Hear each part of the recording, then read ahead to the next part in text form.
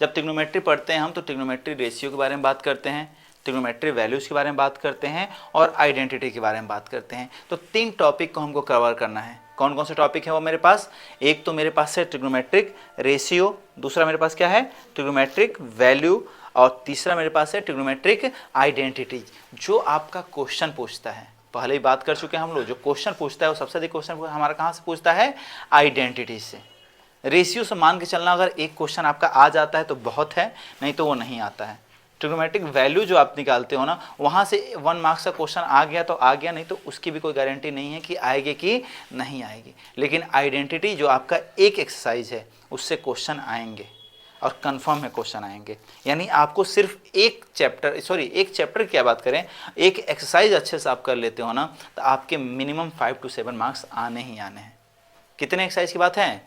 एक exercise, single exercise आपको 5 to 7 marks देकर जाएंगे। और वो भी एक्सरसाइज अगर आपने थोड़ा सा बेसिक कवर कर लिया तो बहुत आसान होने वाला है। तो आइए उस एक्सरसाइज के लिए थोड़ा सा मेहनत यहाँ पे करते हैं, ताकि वो मेरे लिए क्या हो जाता है? आसान हो जाता है। सबसे पहले बच्चों के मन में ये ख्याल आता है कि अगर हम बात कर रहे हैं ट्रिग्नोमेट्रिक या ट्रिग्नोमेट्री की, तो अप्लाई कहाँ पे होता है? तो आप सबको भी पता है कि अगर ट्रिग्नोमेट्री के बारे में बात करते हो तो सबसे पहला चीज़ जो हमको ध्यान देना है कि मेरा जो ट्राइंगल होगा, एक ट्राइंगल है, जिस ट्राइंगल को हम बात करते हैं यहाँ का एंगल एक 90 डिग्री रख लेते हैं। इसका मतलब ये जो ट्राइंगल हमको दिख रहा है राइट एंगल ट्राइंगल दिख रहा है। कैसा ट्राइंगल दिख रहा है? Right angle triangle. तो जब भी बात आप ट्रिग्नोमेट्री की करोगे, जहां कहीं भी बात कहां पे होगी? ट्रिग्नोमेट्री की होगी। तो वहां पे आपको इस चीज को समझना होगा कि ट्राइंगल आपका एक बनेगा, और वो ट्राइंगल कैसा होगा? Right angle triangle. अब ये जरूरी नहीं है कि राइट एंगल ट्राइंगल है तो ऐसा है तब भी राइट एंगल ट्राइंगल। ये ट्राइंगल भी आपका राइट एंगल ट्राइंगल हो सकता है अगर ये वाला एंगल कितने डिग्री का हो जाए? 90 डिग्री। तो बस हमको ये बात ध्यान देनी है कि अगर ट्रिग्नोमेट्री है तो मेरे पास एक ट्राइंगल है, और ट्राइंगल कैसा है? Right angle triangle. और राइट एंगल ट्राइंगल का मतलब क्या हो गया कि एक एंगल जो उसका हो गया वो कितने डिग्री का है? 90 डिग्री का है। आइए थोड़ा सा इस अगर राइट एंगल ट्राइंगल के बारे में बात करते हैं तो इसमें क्या क्या हमको जरूरत पड़ती है। हमको पता है जो 90 डिग्री जहां बनता है वो वाला साइड हमारा साइड एक जाना जाता है किस नाम से? परपेंडिकुलर। दूसरा जो परपेंडिकुलर के सामने होता है उसको किस नाम से जानते हो? हाइपोटेनस। और जो बाकी तीसरा आपका साइड है उसको हम जानते हैं अपने बेस नाम से। छोटा सा अभी हम बात कर रहे हैं, अभी भूल जाते हैं ट्रिग्नोमेट्री क्या है मेरे पास। अभी हमको जो ध्यान देना है वो हमको ये ध्यान देना है कि मेरे पास एक ट्राइंगल है, उस ट्राइंगल का एक जो एंगल है वो कितने डिग्री का है? 90 डिग्री का है। तो जो 90 डिग्री बनाता है उसको हम किस नाम से जानते हैं?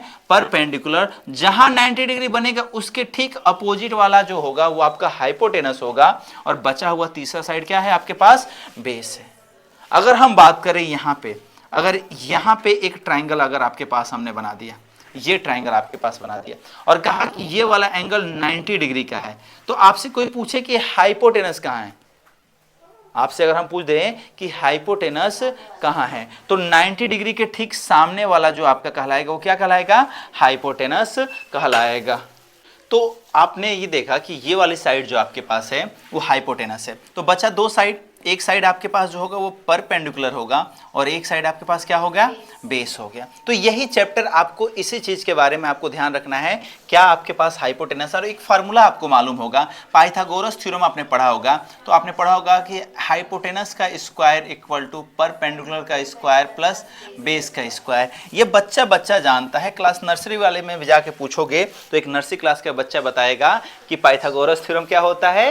हाइपोटेनस का स्क्वायर इक्वल टू परपेंडिकुलर का स्क्वायर प्लस बेस का स्क्वायर। तो इसको ध्यान रखना। अगर यहीं से हम कहें हाइपोटेनस की वैल्यू निकालो तो यहां से रूट हो जाएगा, और रूट में हो जाएगा परपेंडिकुलर का स्क्वायर प्लस बेस का स्क्वायर। यहां से अगर हम परपेंडिकुलर की वैल्यू निकालें तो यहां से मेरे पास आ जाती है हाइपोटेनस के स्क्वायर माइनस बेस का स्क्वायर, और अगर हम बेस की वैल्यू पूछें तो मेरे पास आ जाता है हाइपोटेनस का स्क्वायर माइनस परपेंडिकुलर का स्क्वायर। इसका मतलब मेरे पास ये तीन चीजें कवर होती हैं, एक तो हाइपोटेनस, दूसरे पास मेरे पास परपेंडिकुलर, और तीसरा मेरे पास क्या है? बेस है। और ये सारे आपके प्रॉपर्टी का यूज आपके इस क्वेश्चन में होने वाले हैं। तो थोड़ा सा और आगे बढ़ते हैं, इसको रख लीजिएगा। आगे बढ़ते हैं, इसको हटाते हैं क्योंकि इसका हमको काम नहीं है, थोड़ा सा साइड करके इसको छोटा करके रख देते हैं। इसको, ये गया ऊपर, ठीक है, ये आपका इसका यूज नहीं है, इसको हटाते हैं। अब आते हैं जरा सा, ये मेरे पास अभी तक जो भी बात हुआ था वो सिर्फ और सिर्फ बात कहाँ पे हुआ है, ट्राइंगल पे। चैप्टर का नाम क्या है आपके पास?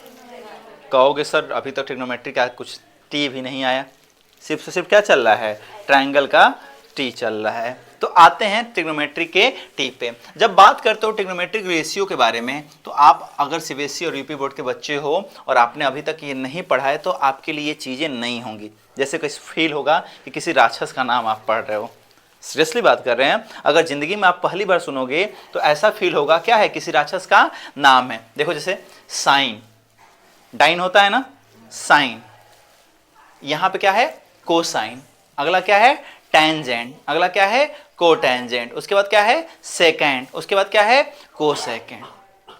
अब ये ट्रिग्नोमेट्रिक रेशियो है आपके पास। टोटल कितने ट्रिग्नोमेट्रिक रेशियो आपको दिखाई दे रहे हैं? 6, sine, cosine, tangent, cotangent, secant और कोसेकेंड। लेकिन ये हर बार साइन लिखने से बचने के लिए ना एक इसका शॉर्ट फॉर्म निकाला गया। क्या निकाला गया है? साइन।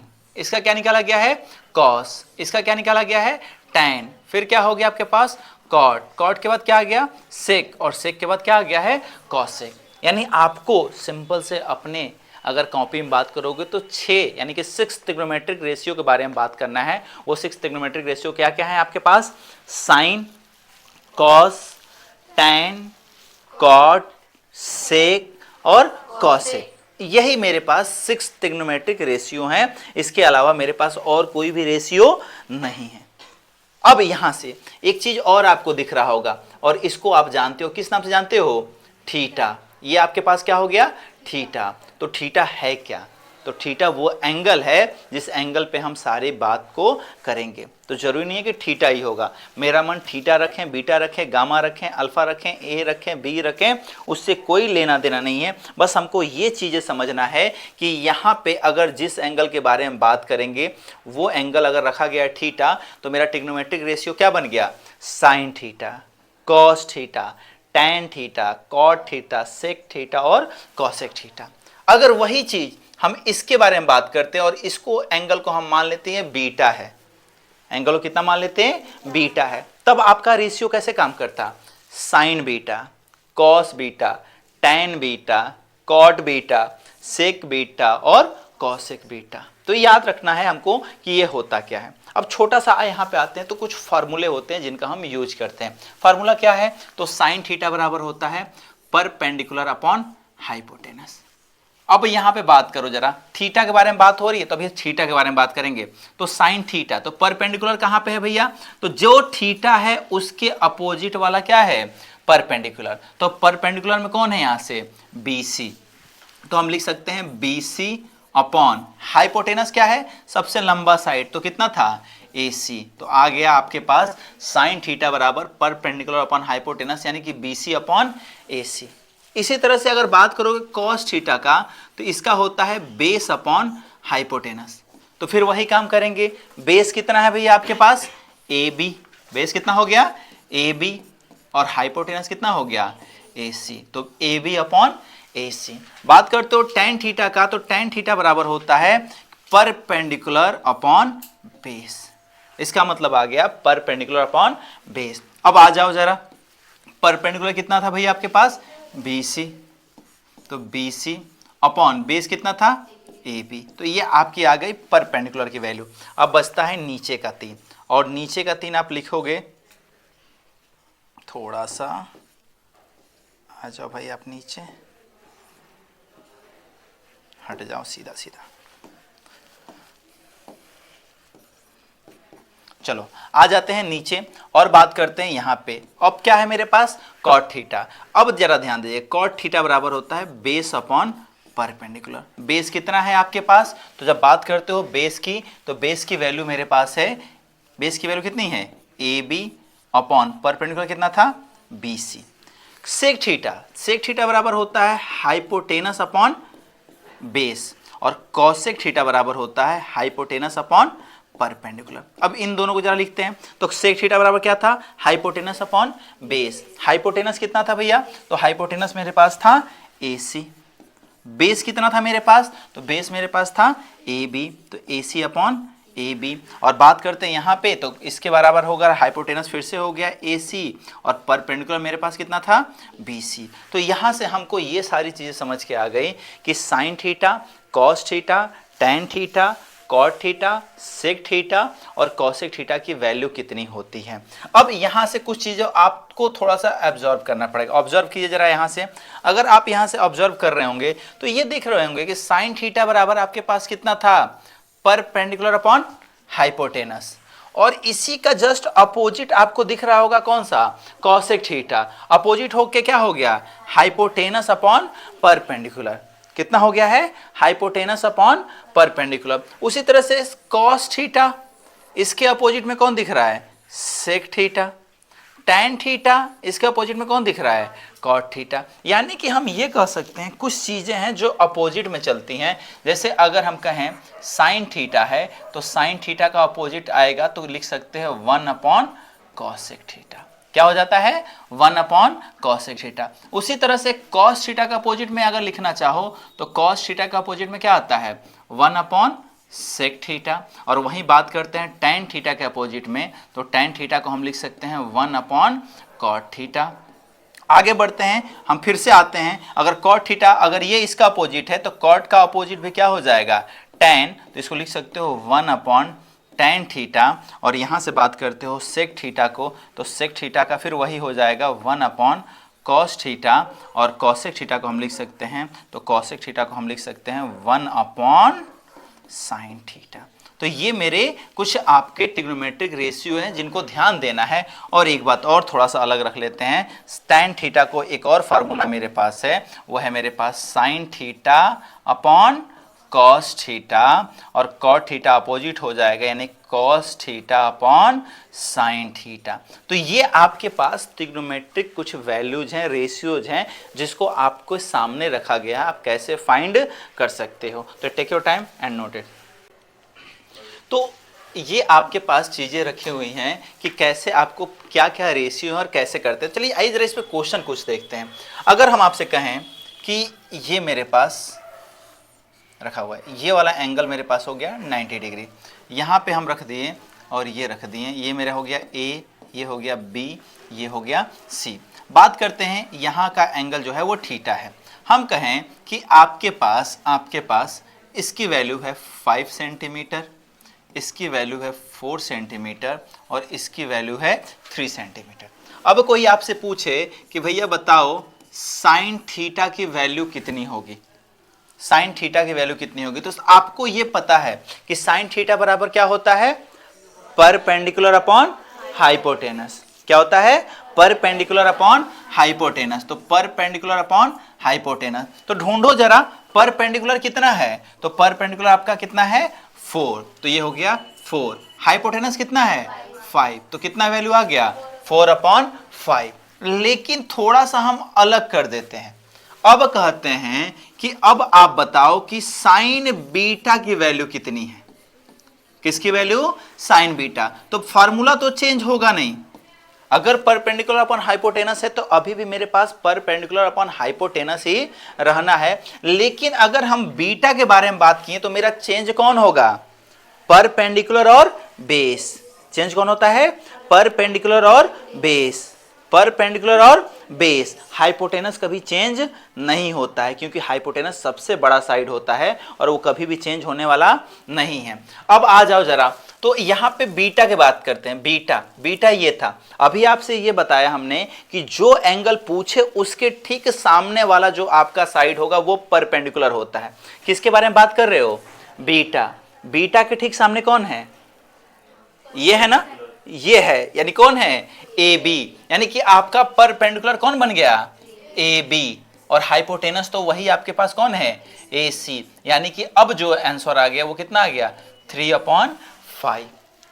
इसका मतलब हुआ कि आपने जैसे ही एंगल को चेंज किया आपकी वैल्यू क्या हो गई, चेंज हो गई। अब कई बार यहाँ पे बुक में ना थीटा ना देकर थीटा की जगह पे क्या दे देगा, ए, तो इसका मतलब हो गया ये इस वाले एंगल की बात कर रहा है, कौन सा, साइन ए, और इसको लिखना होता तो क्या लिखता फिर वो, सी, तो किसकी वैल्यू पूछता, साइन सी। तो यहां से आप आराम से बता सकते हो कि कभी भी इस तरह के क्वेश्चन आपसे पूछे जाएंगे तो कैसे आप करोगे, कौन से क्वेश्चन, रेशियो वाले, कौन से क्वेश्चन, रेशियो वाले। आइए जरा इसके क्वेश्चन करते हैं, उसके बाद देखते हैं।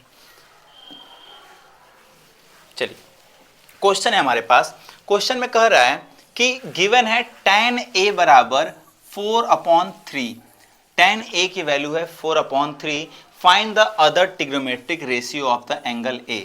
सबसे पहले आ जाते हैं, एक ट्राइंगल बना लेते हैं। मेरे पास ये मेरे पास ट्राइंगल हो गया, गिवन है एंगल b बराबर कितना है, 90 डिग्री। तो यहाँ पे हो गया a b, यहाँ पे हो गया c, b की वैल्यू कितनी हो गई है, 90 डिग्री। ये चीजें आपकी क्या हैं, गिवन है। b की वैल्यू हमारे पास गिवन है, कितने डिग्री की है, 90 degree.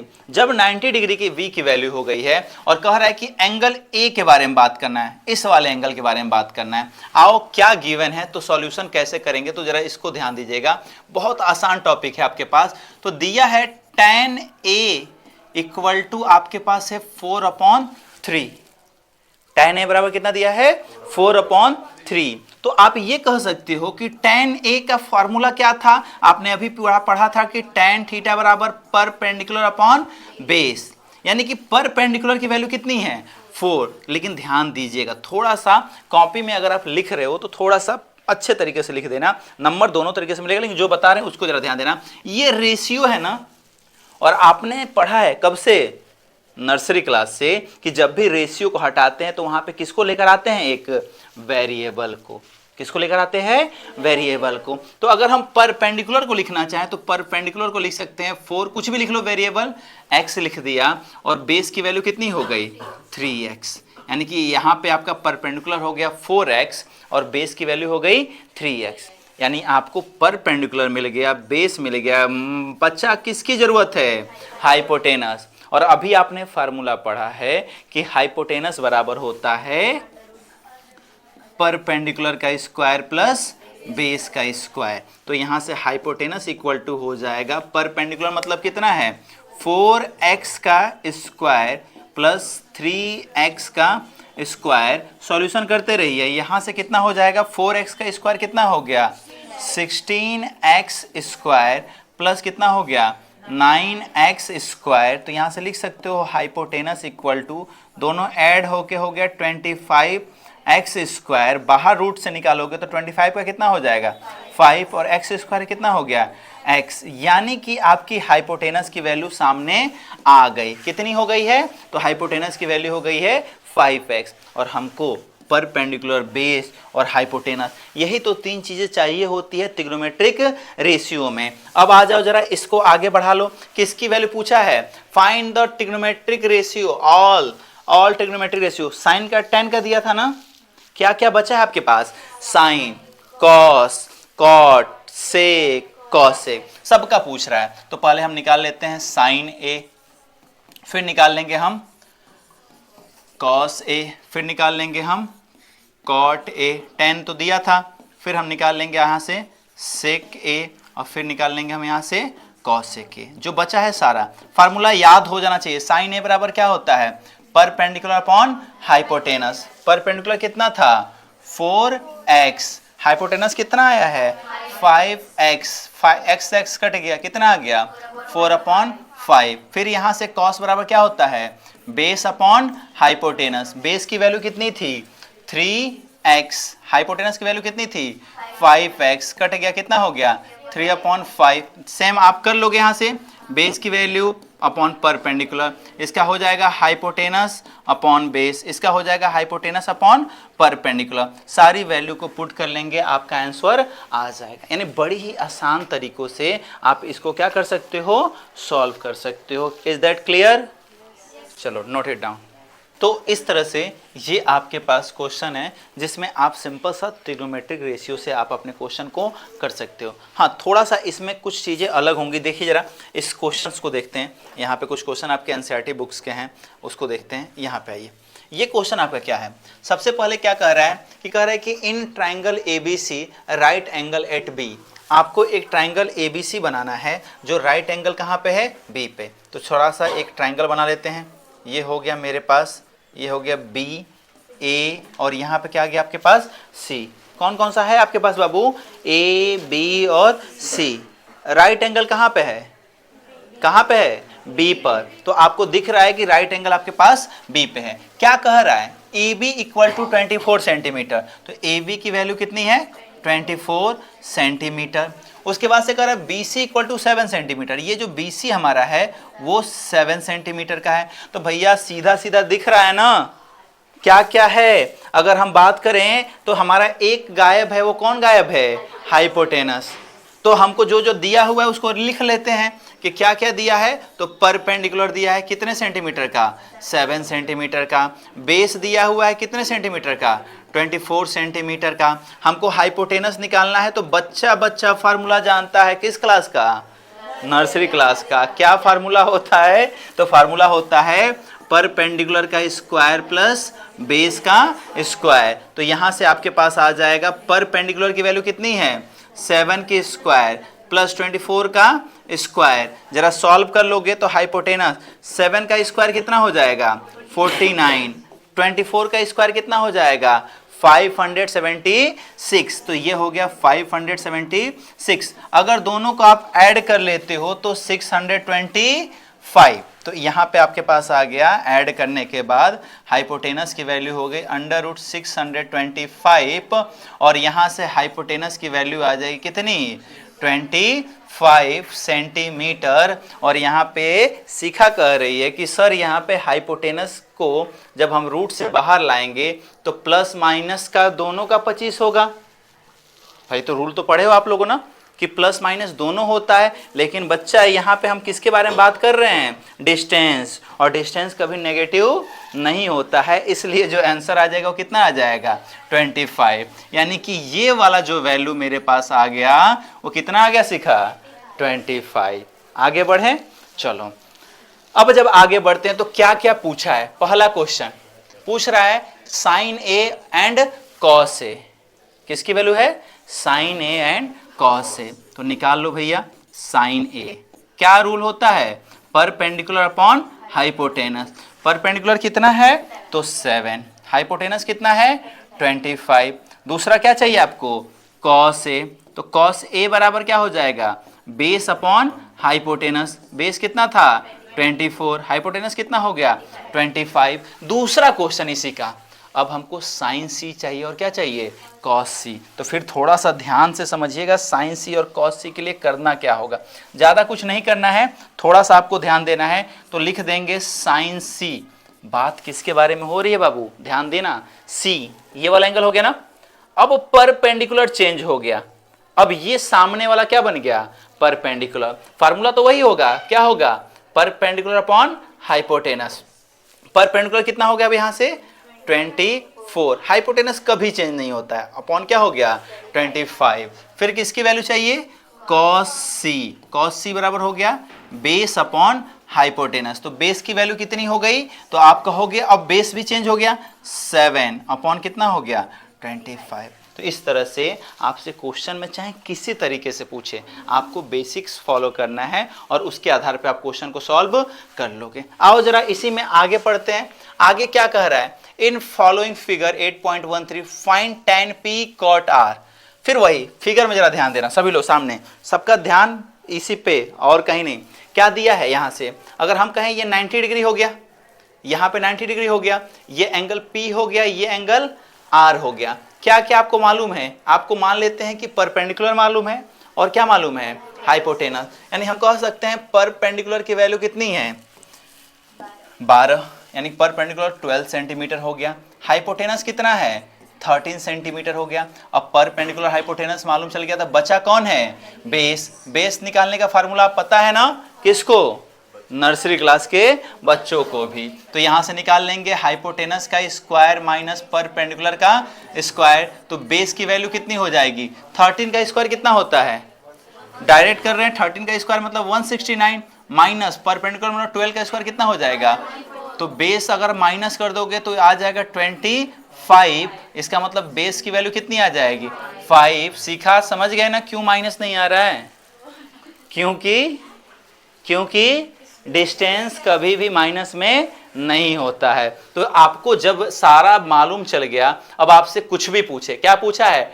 tan p minus cot r। tan p में से किसको माइनस करना है?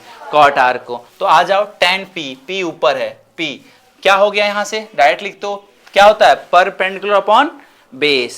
क्या होता है? Perpendicular upon base. तो इसके लिए परपेंडिकुलर कितना है? 5, बेस कितना है? 12। तो लिखेंगे 5 अपॉन 12 माइनस कॉट आर है ना, तो आर के लिए आ जाओ, कॉट बराबर क्या होता है? Base upon perpendicular, base upon perpendicular. तो फिर यहां से अगर बात करते हो अब, तो बेस कितना है? इसके लिए बेस कितना है? तो सामने वाला परपेंडिकुलर, बेस कितना हो गया? 5 अपॉन फिर परपेंडिकुलर 12, दोनों माइनस हो, कितना आ गया? 0। यानी इसका फाइनल आंसर जो आपके पास आता है वो कितना आ गया? 0। तो चीजें आपको क्या करनी है? ध्यान देनी है कहां पे क्या पूछ रहा है। हो जाएगा? बस छोटा सा सवाल। आ जाइए आगे, इसी में आगे बढ़ते हैं। थोड़ा सा इसको साइड हटाओ। अगला सवाल क्या कह रहा है? इफ साइन ए बराबर 3/4। फिर वही काम, साइन बराबर क्या होता है? Perpendicular upon hypotenuse.